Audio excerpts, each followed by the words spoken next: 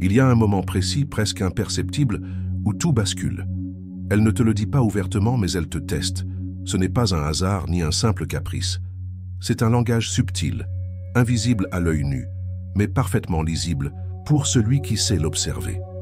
Et si tu ignores ce langage, tu perds plus qu'une relation. Tu perds l'opportunité de réécrire l'histoire. Dans « Elle te teste », et voici comment réagir pour la faire revenir. Je vais te montrer ce qui se joue réellement derrière ces mots, ces silences, ces gestes. C'est un terrain caché, un espace où les émotions, la mémoire et la psychologie s'entremêlent pour créer un scénario précis. Et chaque détail compte. J'ai vu des hommes réagir avec impulsion et perdre. J'ai vu d'autres rester figés, incapables de comprendre la mécanique derrière ces tests et la voir s'éloigner. Mais j'ai aussi vu ceux qui savaient décoder pas à pas ce qu'elle attendait inconsciemment et la ramener dans une connexion encore plus forte qu'avant. Ce que je vais t'expliquer ici n'est pas une technique superficielle. C'est un processus profond que tu vas comprendre au fil des étapes pour non seulement répondre à ces tests, mais inverser la dynamique, jusqu'à ce qu'elle soit celle qui cherche à te regagner. Et crois-moi, une fois que tu auras perçu la logique invisible derrière ces gestes, tu ne verras plus jamais ces comportements de la même manière. C'est exactement pour cela que dans « Elle te teste », et voici comment réagir pour la faire revenir.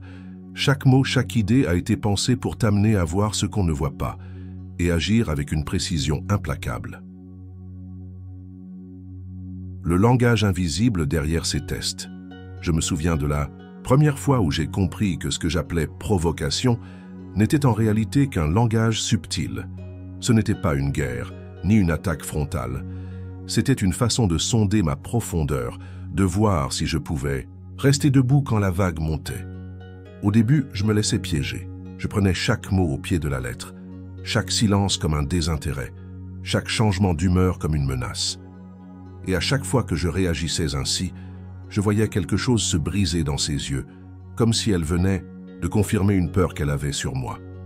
Avec le temps, j'ai commencé à observer. Je ne répondais plus immédiatement. Je notais le ton, le rythme, la tension dans ses gestes. J'ai compris que, derrière ce langage invisible, il y avait une question qu'elle n'osait pas poser directement. Peux-tu rester toi-même, même quand je secoue tes fondations? C'est cette question silencieuse qui change tout, car elle n'attend pas une réponse verbale, mais une démonstration dans l'attitude, dans la posture, dans l'énergie. Je me souviens d'une soirée où, au milieu d'un dîner entre amis, elle avait lancé une pique sur ma façon de gérer certaines choses dans ma vie. L'ancien moi aurait répliqué pour défendre mon honneur, le ton serait monté, et tout le monde l'aurait ressenti. Mais ce soir-là, j'ai choisi une autre voie. J'ai levé les yeux, je l'ai regardé droit dans les siens, et j'ai esquissé un sourire calme, presque amusé. Pas pour la provoquer, mais pour lui montrer que ces mots ne pouvaient pas ébranler ce que je suis. Ce moment-là a créé un déclic. Elle a détourné le regard, a pris une inspiration, et la conversation a naturellement glissé vers un autre sujet. Je n'avais rien dit de plus, mais j'avais répondu dans le silence à la question qu'elle posait sans la formuler. Et je pouvais sentir que quelque part en elle, quelque chose venait de se détendre. Il m'a fallu admettre que ces tests ne sont pas faits pour me détruire, mais pour me révéler. Comme si elle avait besoin de sentir que, peu importe la tempête, qu'elle déclenche, je reste ancré. Ce n'est pas de la manipulation, c'est un instinct, presque archaïque, qui cherche à vérifier la solidité de l'abri avant de s'y réfugier pleinement. J'ai vu tant d'hommes échouer à cet exercice, non pas parce qu'ils sont faibles, mais parce qu'ils confondent la nature du test. Ils le prennent comme un combat à gagner ou une attaque à repousser. Or, ce n'est ni l'un ni l'autre, c'est une danse silencieuse où chaque geste compte plus que les mots. Depuis que j'ai compris cela, je lis autrement chaque interaction. Une remarque piquante, je cherche ce qu'elle veut vraiment sentir. Un silence prolongé, je regarde s'il s'agit d'un espace pour que je prenne l'initiative ou pour voir si je panique. Un changement soudain de ton, je sens si c'est un appel à ma présence ou une invitation à poser une limite ferme. Et chaque fois que je traverse ce langage invisible sans perdre mon centre, je sens que quelque chose de plus profond s'installe entre nous. Pas seulement la confiance, mais une reconnaissance instinctive. Je suis là, solide, et rien ne peut m'en détourner. Et c'est là que je comprends pourquoi elle te teste, et voici comment réagir pour la faire revenir, n'est pas une simple idée, mais un art que l'on apprend à incarner. Mais que se passe-t-il dans l'esprit d'une femme lorsqu'elle voit que ces mots glissent sur toi comme l'eau sur la pierre? Cherche-t-elle encore à te provoquer? Ou commence-t-elle à redouter ce qu'elle est en train de réveiller? Et si, à cet instant précis, tout basculait sans qu'elle s'en rende compte? La différence entre réaction et réponse. Je me souviens très bien du moment où j'ai compris que la frontière entre réaction et réponse pouvait décider de tout.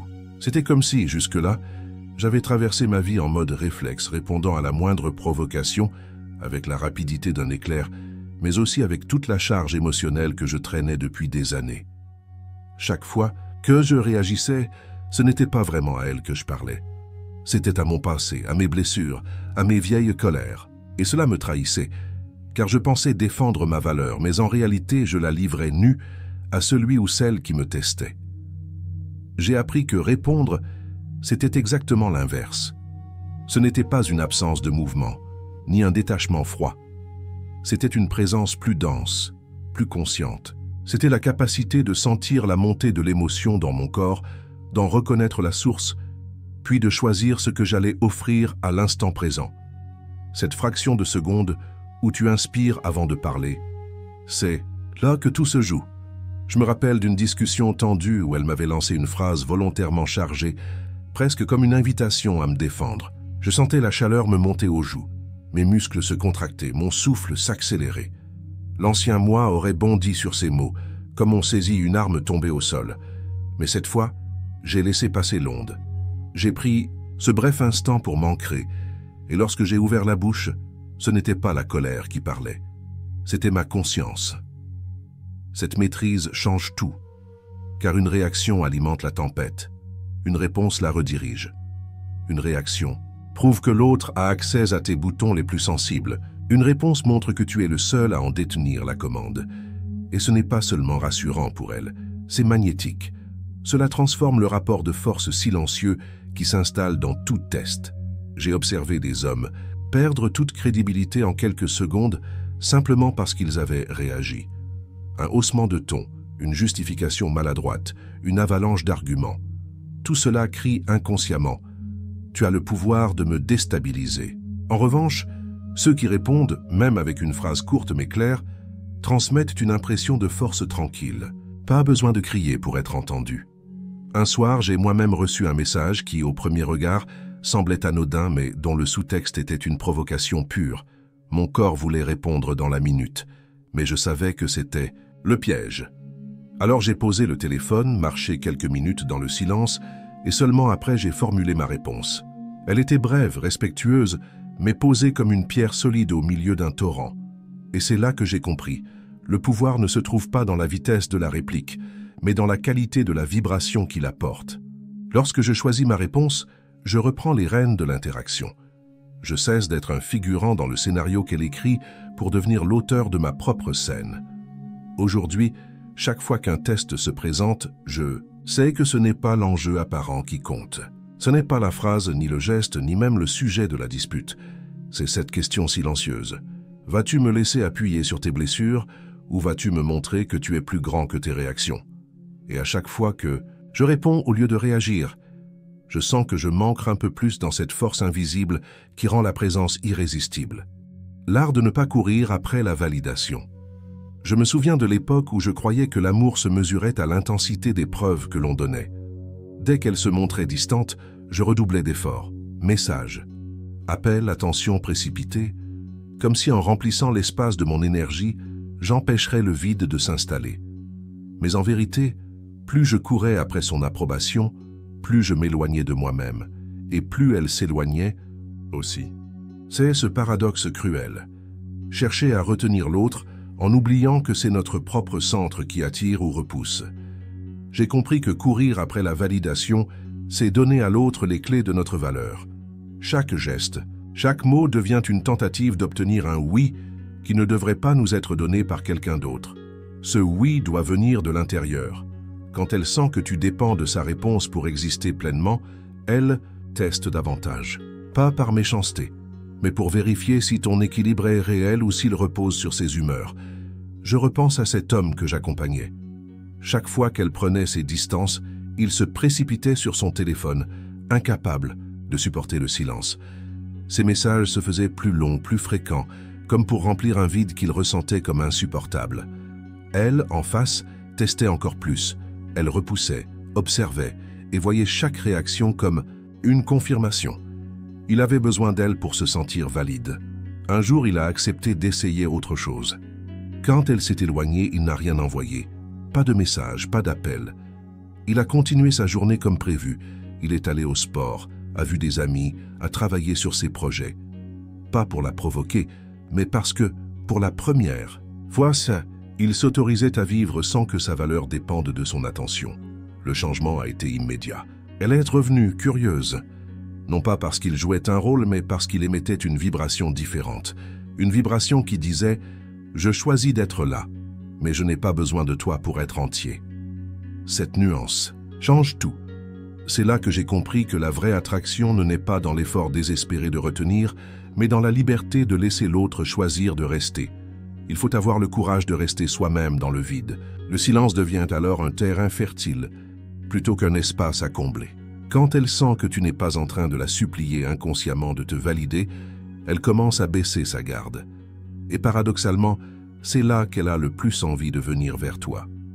Cela demande une discipline intérieure, car le réflexe de courir après l'autre vient souvent d'anciennes blessures, de peur de rejet ou d'abandon.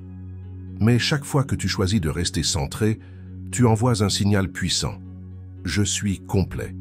Et c'est depuis cette complétude que je t'invite. Ce signal, elle le ressent bien plus fort que toutes les phrases que tu pourrais écrire. Et plus tu pratiques cet art, plus tu découvres que la validation extérieure est un bonus, pas un carburant. C'est ainsi que tu deviens ce point fixe dans son univers, celui qui attire non pas par manque mais par présence. Et c'est ce point fixe qui, dans Elle te teste. Et voici comment réagir pour la faire revenir, transforme l'histoire. Et si le silence, au lieu de créer un vide inconfortable, devenait un miroir dans lequel l'autre se retrouve face à ses propres intentions? Que se passerait-il si, en quelques secondes, ton absence de réaction forçait l'autre à se confronter à elle-même? Peut-être que le vrai pouvoir n'est pas dans les mots, mais dans ce que tu choisis de ne pas dire. Utiliser le silence comme réponse puissante. Je me souviens du jour où j'ai compris que le silence, loin d'être un vide, pouvait devenir une présence qui occupe toute la pièce. Jusqu'alors, je l'avais toujours interprété comme une absence, un signe de faiblesse ou d'évitement. Mais j'ai découvert que lorsqu'il est choisi, assumé et habité, le silence devient une force invisible, capable de transformer l'énergie d'une situation en quelques secondes. Face à un test, mon premier réflexe avait toujours été de parler, de me justifier, de remplir l'espace sonore pour ne pas laisser l'autre interpréter mon mutisme. Mais ce réflexe, je l'ai compris plus tard, était dicté par la peur. La peur d'être mal compris, la peur qu'elle se détache, la peur de perdre si je ne répondais pas immédiatement. Et c'est précisément cette urgence à parler qui trahissait ma fragilité. J'ai vu un homme que j'accompagnais vivre cette transformation en direct. Sa compagne, dans un contexte social, avait lancé une remarque mordante, presque un défi devant les autres. L'ancien lui aurait répliqué instantanément ou aurait tenté de prouver qu'elle avait tort. Ce soir-là, il a simplement levé les yeux vers elle, esquissé un sourire léger et détendu, puis pris une gorgée de son verre avant de relancer la conversation sur un autre sujet.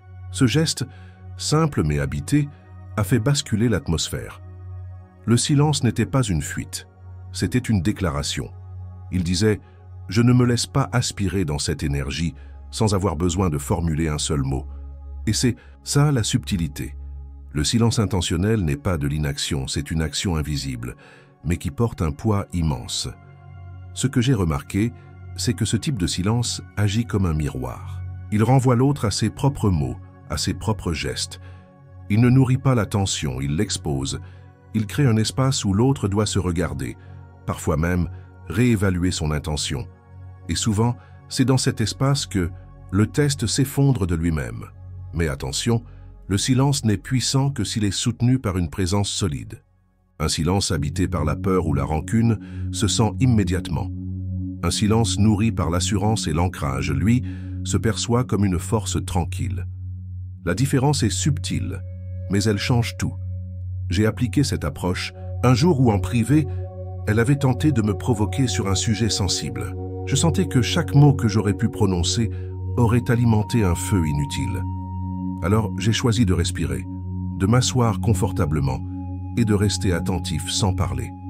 En quelques instants, elle a cessé.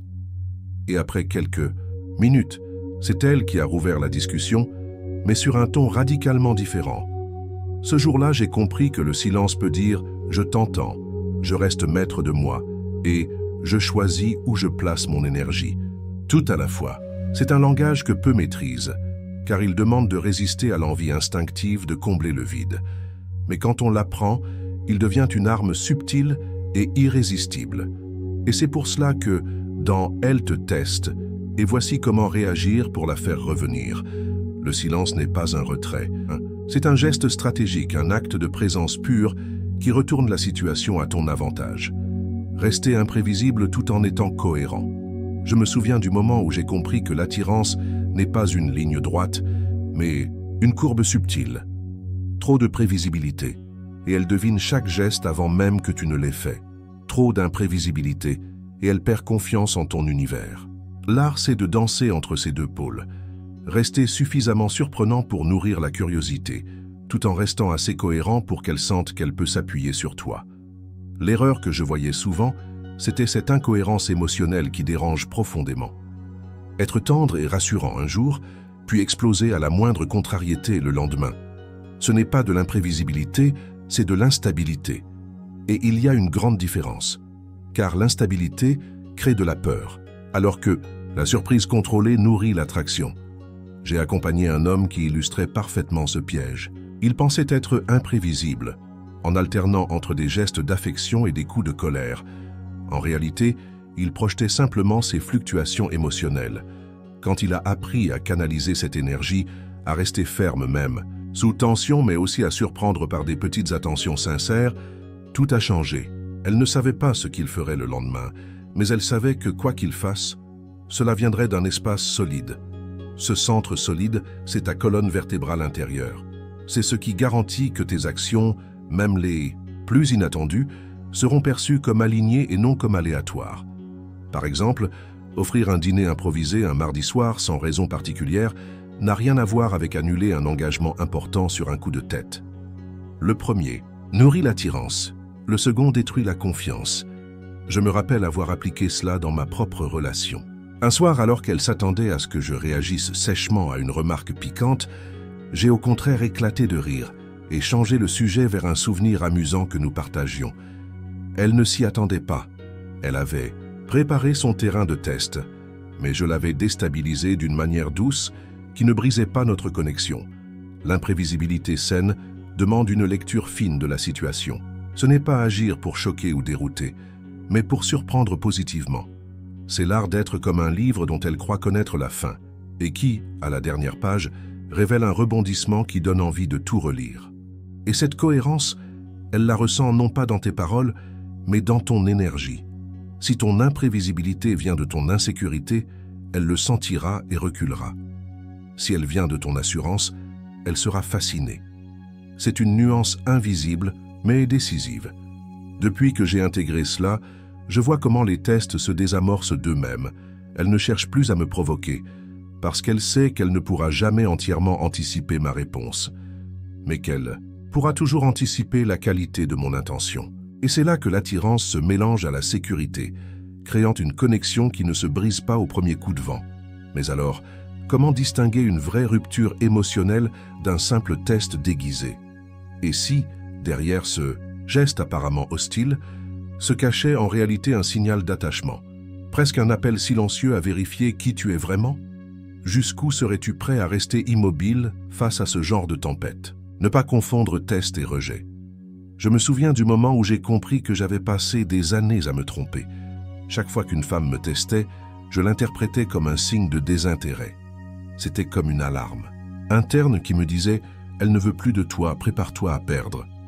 Et cette croyance, en plus d'être fausse, me poussait à réagir avec anxiété, à vouloir réparer quelque chose qui n'était pas cassé.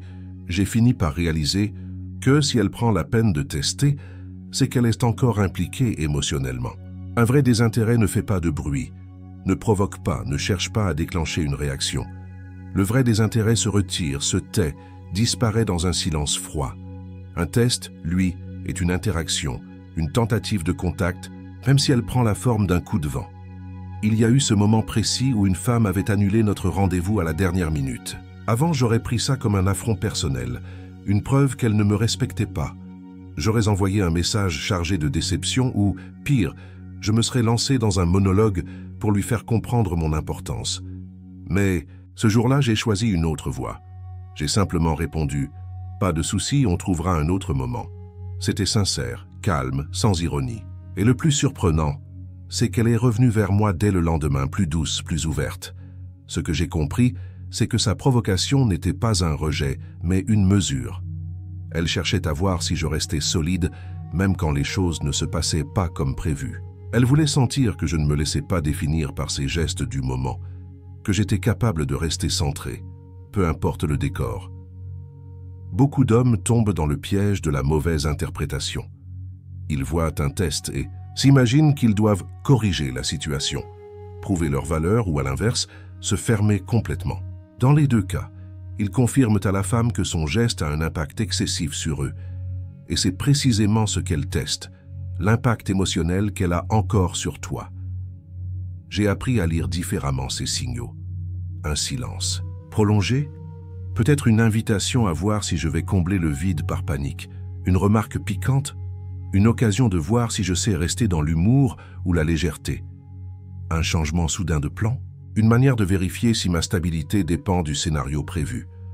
Le jour où j'ai cessé de confondre test et rejet, j'ai senti une libération intérieure. Les tests ne me faisaient plus peur, car je savais qu'ils étaient en réalité des portes d'entrée. Des occasions de montrer, non pas par les mots mais par l'attitude, que je suis un homme qui reste aligné, peu importe la météo émotionnelle. Et paradoxalement, plus je voyais les tests comme des signes d'intérêt, déguisés, plus ils se faisaient rares. Non pas parce qu'elle avait cessé de me provoquer, mais parce qu'elle n'en ressentait plus le besoin. Elle avait trouvé sa réponse. J'étais un roc, pas une feuille ballottée au gré de ses vents. La valeur de l'ancrage intérieur. Je me souviens du jour où j'ai compris que l'ancrage intérieur n'était pas une posture physique, ni même un simple état d'esprit, mais une vibration profonde qui précède chacun de nos gestes. J'avais passé des années à croire qu'il suffisait de bien parler, de contrôler mes mots et mes réactions visibles pour gérer une situation. Mais je me trompais, car même avec les phrases les plus mesurées, si à l'intérieur, je tremblais, elle le ressentait. C'est comme si mes mots disaient « je suis calme », mais que mon énergie chuchotait « je suis inquiet ». Et l'énergie, elle, ne ment jamais. L'ancrage intérieur commence par une clarté impitoyable, savoir exactement qui je suis, ce que je veux et ce que je ne tolérerai pas. Sans cette clarté, chaque test devient une secousse capable de me faire vaciller. Mais quand je connais ma valeur, mes limites et ma direction, aucun commentaire, aucun silence, aucun changement de plan ne peut déraciner ma présence. Je me rappelle d'une situation où, en apparence, j'avais parfaitement réagi. Elle avait lancé une remarque provocante, et j'avais répondu avec humour. Mais au fond de moi, j'étais agité, presque vexé. Ce soir-là, malgré ma façade, elle a senti mon trouble. Ce n'est qu'en travaillant sur ma capacité à accueillir ce que je ressentais, sans le refouler ni le déverser sur elle, que j'ai pu transformer cette agitation en une présence stable. Accueillir ces émotions ne signifie pas se laisser envahir par elles. Cela veut dire les observer, les nommer, les laisser traverser le corps sans se précipiter pour agir. Quand je sens la colère monter, je peux la reconnaître intérieurement, respirer avec elle et choisir ce que j'en fais. Quand c'est la peur, je peux lui laisser un espace pour s'exprimer en moi, puis la laisser se dissiper. Ce processus change radicalement la vibration que j'émets. Car face à un test, ce qui détermine tout, c'est cette vibration. Une réponse ferme et posée est puissante seulement si elle est soutenue par une énergie véritablement alignée. Sinon, ce n'est qu'une façade fragile qui se fissure au premier contre-test. Et crois-moi, si elle sent que ce que tu affiches ne correspond pas à ce que tu ressens, elle testera encore et plus fort. L'ancrage intérieur, c'est aussi savoir que ton bien-être ne dépend pas de l'issue immédiate de l'échange. Tu n'es pas là pour gagner une joute verbale, mais pour rester aligné à toi-même. Quand elle sent que tu n'es pas en train de lutter pour préserver une image, mais que tu incarnes réellement ta valeur, elle arrête d'appuyer là où ça pourrait faire vaciller ton centre. J'ai vu des hommes qui, au début, confondaient l'ancrage avec la rigidité. Ils pensaient qu'être ancré, c'était ne jamais plier, ne jamais montrer la moindre émotion. Mais ce n'est pas ça. L'ancrage, c'est la souplesse d'un arbre qui plie sous le vent sans rompre, parce que ses racines plongent profondément dans la terre. Tu peux sourire, tu peux plaisanter, tu peux même admettre une vulnérabilité, tant que tu sais que cette vulnérabilité n'est pas une faille, mais une force maîtrisée. Depuis que j'ai intégré cette vérité, je sais qu'aucun mot, aucun silence, aucun test n'a le pouvoir de me déloger de mon centre. Et c'est cette stabilité-là qui, dans « Elle te teste et voici comment réagir pour la faire revenir », change tout. Parce qu'au fond, elle ne teste pas pour voir si tu es parfait. Elle teste pour voir si tu es solide et si tu peux l'être même quand l'instant est inconfortable. Et si chaque test n'était pas un obstacle, mais une scène soigneusement préparée pour voir si tu tiendras ton rôle jusqu'au bout. Et si au lieu d'éviter ces moments, tu pouvais les transformer en preuves silencieuses de ta véritable valeur. Que se passerait-il si, à travers eux, elle découvrait enfin qui tu es vraiment? Transformer le test en opportunité. Je me souviens de la première fois où j'ai décidé de voir un test, non pas comme une épreuve à subir, mais comme une opportunité à saisir. Jusque-là, je les percevais comme des murs dressés sur ma route, des attaques injustifiées, des situations dont je devais me défendre. Mais ce jour-là, j'ai choisi de changer de regard. Et si, derrière chaque test, se cachait une ouverture, pour prouver non pas ce que je dis de moi, mais ce que je suis réellement. La différence a été immédiate. Lorsque je me plaçais dans la posture de la victime, je vivais chaque test comme une agression. Mais lorsque je l'ai vu comme une invitation à incarner ma force, la tension s'est transformée en terrain de jeu maîtrisé.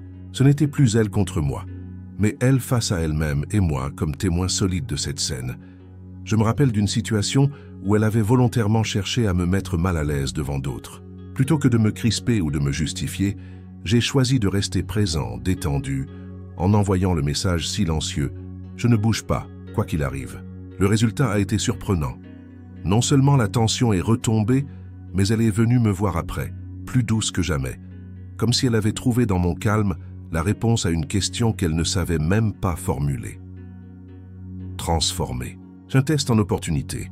C'est aussi comprendre qu'il ne s'agit pas de gagner un duel verbal. La victoire ne réside pas dans le fait de répondre mieux qu'elle, mais dans celui de rester maître de ton énergie. Un test réussi, c'est un test où tu ressors aligné, sans avoir perdu ta lumière pour tenter de prouver quoi que ce soit.